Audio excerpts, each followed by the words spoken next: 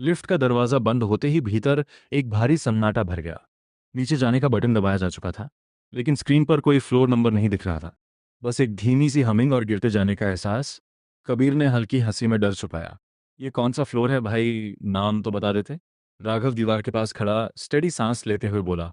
नाम नहीं हुआ क्योंकि ये ऑफिशियली है ही नहीं। कियारा ने आरव की तरफ देखा। तुम्हें रास्ता दिख रहा है? आरव कुछ पल चुप रहा, जैसे भीतर कुछ सुन रहा हो।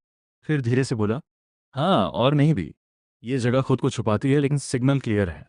वो नीचे है। मीरा ने अपने टैबलेट पर तेजी से कुछ चेक किया। हम नॉर्मल नेटवर्क से कट चुके हैं। जो कुछ भी है वो इस टावर के प्राइवेट लेयर में है। यहाँ रूल्स अलग होंगे। लिफ्ट अचानक झटके से रुकी। एक हल्की टिंग हुई लेकिन कोई फ्लोर नंबर नहीं बदला। दरवाज़ा खुला। सामने एक लंबा चौड़ा कॉरिडोर था। दीवारें कांच जैसी चिकनी, लेकिन काली, जैसे रोशनी को निगल रही हो। फर्श पर हल्की नीली लाइनें चल रही थीं, जो आगे की दिशा दिखा रही थीं। कबीर ने धीरे से कहा, यह जगह हॉस्पिटल जैसी क्लीन है और जेल जैसी साइलेंट। राघव आगे बढ़ा। Stay close. यहाँ गलती की गुंजाइश नहीं है। सब आरव के साथ चलने लगे। हर कदम की आवाज़ दब जाती, जैसे ये जगह आवाज़ों को अब्जॉर्ब कर रही हो। कुछ दूरी पर कॉरिडोर दो हिस्सों में बंट गया। कियारा ने पूछा, कौन सा रास्ता? आरव ने आंखें बंद की, एक पल को रोका, फिर दाएं हाथ की तरफ इशारा किया, इधर। मीरा ने हल्का सा सिर हिलाया। डेटा भी यही कह रहा है, स्ट्रेंज बट कंसिस्टेंट। कबीर ने धीमे से कहा, भाई अब तू जीपीएस भी बन गया है। वे आगे बढ़े। जैसे जैसे वे अंदर जाते गए, हवा ठंडी होती गई और प्रेशर थोड़ा सा बढ़ने लगा। अचानक सामने एक बड़ा दरवाज़ा दिखाई दिया। कोई हैंडल नहीं, कोई लॉक नहीं, बस एक स्मूथ सरफेस। राघव ने दीवार छुई। सेंसर बेस्ड है। आरव आगे बढ़ा। उसने दरवाजे के सामने खड़े होकर कुछ नहीं किया, बस कुछ सेकंड वहीं खड़ा रहा। दरवाज़ा खुद ब खुद खुल गया। अंदर एक विशाल हॉल था। बीच में एक गोल प्लेटफॉर्म, चारों तरफ स्क्रीन्स और ऊपर से गिरती हुई हल्की सफ़ेद रोशनी। लेकिन सबसे अलग था, उस प्लेटफॉर्म के बीच खड़ी एक कुर्सी, खाली। कबीर ने धीरे से फुसफुसाया, बॉस चेयर। मीरा ने तुरंत आसपास के सिग्नल्स पढ़े। यहाँ एनर्जी लेवल बहुत हाई है। ये मेन कंट्रोल चेंबर हो सकता है। कियारा की नज़र उस कुर्सी पर अटकी हुई थी। या ये किसी का इंतज़ार कर रही है? आरव धीरे धीरे आगे बढ़ा। हर कदम के साथ रूम की लाइट्स हल्की हल्की बदलने लगीं, जैसे सिस्टम उसे पहचान रहा हो। वह प्लेटफॉर्म तक पहुंचा और उस कुर्सी के सामने रुक गया। कुछ सेकंड तक उसने उसे देखा। फिर उसकी आवाज़ बहुत धीमी लेकिन साफ थी, यहीं बैठता है? तभी पूरे हॉल में एक आवाज़ गूंजी, बैठता नहीं। सब एक साथ मुड़े। आवाज़ चारों तरफ से आ रही थी। यहाँ कंट्रोल होता है। उसकी आवाज़ अब बहुत करीब थी। इतनी करीब की डायरेक्शन समझ में नहीं आ रही थी। आरव ने बिना घबराए कहा, तो सामने आओ। कुछ सेकंड की खामोशी। फिर धीरे धीरे प्लेटफॉर्म के पीछे की अंधेरी दीवार में हलचल हुई, जैसे परछाई से कोई अलग हो रहा हो। एक आकृति आगे आई। पहले सिर्फ सिलुएट्स को, फिर रोशनी में चेहरा। वही आदमी, ब्लैक सर्पेंट रिंग। लेकिन इस बार वो स्क्रीन के पीछे नहीं था, सामने था। कबीर ने सांस रोक ली। फाइनली राघव ने तुरंत स्टांस लिया। अलर्ट रहो। कियारा की नज़र आरव पर थी, उसके रिएक्शन पर। आरव ने गोस्ट को ध्यान से देखा, पहली बार बिना किसी फिल्टर के। तो ये हो तुम? गोस्ट हल्का सा मुस्कुराया। और ये हो तुम? दोनों के बीच कुछ कदम का फासला था, लेकिन टेंशन ऐसा जैसे पूरी दुनिया बीच में खड़ी हो। गोस्ट ने धीमे से कहा, तुम्हें यहाँ तक आने में वक्त लगा। आरव, तुम छुपते बहुत हो। मैं छुपता नहीं, मैं वहीं होता हूँ जहाँ तुम्हें देखा नहीं आता। कुछ पल दोनों एक दूसरे को देखते रहे। फिर गोस्ट ने उस कुर्सी की तरफ इशारा किया, बैठो। रूम फिर से शांत हो गया। कबीर ने धीरे से कहा, मत बैठना, ये ट्रैप हो सकता है, या कंट्रोल ट्रांसफ़र, या कुछ और। आरव ने सबकी बात सुनी, फिर वापस गोश्त की तरफ देखा। और अगर मैं ना बैठूं? गोश्त ने बिना पलक झपकाए कहा, तो तुम सच कभी नहीं समझोगे। आरव ने एक गहरी सांस ली। उसकी नज़र एक पल के लिए अपनी टीम पर गई, फिर वापस उस कुर्सी पर। और फिर वह धीरे धीरे आगे बढ़ा। आरव उस कुर्सी के बिल्कुल सामने आकर रुक गया। उसके पीछे खड़ी टीम की सांसें जैसे थम गई थीं। कोई भी आवाज़ नहीं कर रहा था, लेकिन हर कोई जानता था कि अगला कदम बहुत बड़ा है। गोश्त कुछ दूरी पर खड़ा उसे देख रहा था। उसके चेहरे पर हल्की सी मुस्कान थी, जैसे वह इस पल का इंतजार कर रहा हो। बैठो, उसने फिर से शांत आवाज में कहा। कबीर ने धीरे से फुसफुसाया, भाई मत कर, कुछ गड़बड़ है। राघव ने भी बिना आवाज ऊंची किए कहा, डिसीजन सोचकर लेना, यहाँ से वापसी आसान नहीं होगी। कियारा की नज़र सिर्फ आरव पर थी। वह कुछ नहीं बोली, लेकिन उसकी आंखों में साफ लिखा था, जो भी करो समझ कर करना। मीरा ने स्क्रीन की तरफ देखते हुए धीमे स्वर में कहा, इस चेयर से सिस्टम का डीपेस्ट लेयर जुड़ा है। ये नॉर्मल इंटरफेस नहीं है, डायरेक्ट न्यूरल लिंक हो सकता है। आरव ने एक बार अपनी हथेली को देखा, फिर उस कुर्सी को। कुछ सेकंड तक वह बिल्कुल स्थिर रहा। फिर उसने बहुत धीरे से कहा, सच समझने के लिए रिस्क लेना पड़ता है। और वो बैठ गया। जैसे ही आरव कुर्सी पर बैठा, पूरे हॉल की लाइट्स अचानक डिम हो गईं। ऊपर से आती सफ़ेद रोशनी अब सीधे उसी पर गिर रही थी। प्लेटफॉर्म के चारों तरफ लगे स्क्रीन्स एक साथ एक्टिवेट हो गए। मीरा की आवाज़ हल्की सी कांपी, कनेक्शन शुरू हो गया है। कबीर ने घबरा कर कहा, भाई उठ, अभी भी टाइम है। लेकिन आरव ने कोई जवाब नहीं दिया। उसकी आंखें धीरे धीरे बंद हो गईं। अगले ही पल उसे लगा जैसे वो उसी रूम में नहीं है। उसके चारों तरफ अंधेरा था। फिर उस अंधेरे में धीरे धीरे रोशनी बनने लगी। और फिर एक पूरी अलग जगह सामने आई, जैसे वह किसी मेमोरी के अंदर खड़ा हो। एक बड़ा हॉल, लंबी टेबल, और उसके चारों तरफ बैठे लोग, पावरफुल लोग, सूट में सीरियस चेहरों के साथ। Sovereign circle. आरव चुपचाप खड़ा होने देख रहा था। कोई उसे नोटिस नहीं कर रहा था, जैसे वो सिर्फ एक ऑब्जर्वर हो। टेबल के हेड पर एक आदमी बैठा था।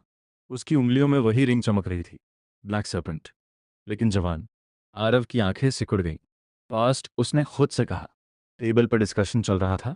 एक आदमी बोला, ग्लोबल मार्केट्स अनस्टेबल हो रहे हैं, हमें कंट्रोल बढ़ाना होगा। दूसरा, गवर्नमेंट्स ऑलरेडी डिपेंडेंट हैं, बस डायरेक्शन बदलनी है। फिर एक आवाज़ आई, जिसे आरव तुरंत पहचान गया। कंट्रोल नहीं, बैलेंस चाहिए। अर्जुन सिंघानिया, उसके पिता। आरव का दिल एक पल के लिए रुक गया। उसने उन्हें देखा, शांत लेकिन स्ट्रांग।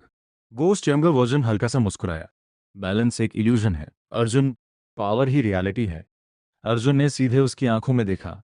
पावर अगर अनचेक्ड हो तो सिस्टम खुद कोलैप्स करता है। रूम में टेंशन बढ़ गई। बाकी मेंबर्स चुप हो गए। तुम बहुत आइडियलिस्टिक हो अर्जुन, और तुम बहुत डेंजरस। फिर अचानक टेबल पर जोर की आवाज़ हुई। गोस्ट खड़ा हो गया। उसकी आवाज़ अब भारी थी। सिस्टम को चलाने के लिए कंट्रोल चाहिए। अर्जुन भी खड़े हो गए। और सिस्टम को बचाने के लिए लिमिट चाहिए। दोनों आमने सामने थे, जैसे दो रास्ते एक दूसरे से टकरा रहे हों। आरव ये सब देख रहा था, समझ रहा था। फिर सीन अचानक बदल गया। अंधेरा, और फिर एक कमरा, और बीच में उसकी माँ। आरव की सांस रुक गई। माँ, लेकिन इस बार वो अकेली नहीं थी। उनके सामने वही आदमी खड़ा था। उसकी आवाज़ ठंडी थी। तुम्हें समझाना आसान नहीं था, उसकी माँ ने धीरे से कहा। तुम गलत रास्ते पर हो। गलत और सही दोनों पर्सपेक्टिव हैं। आरव का गुस्सा बढ़ने लगा, लेकिन वो सिर्फ देख सकता था। सीन फिर बदला।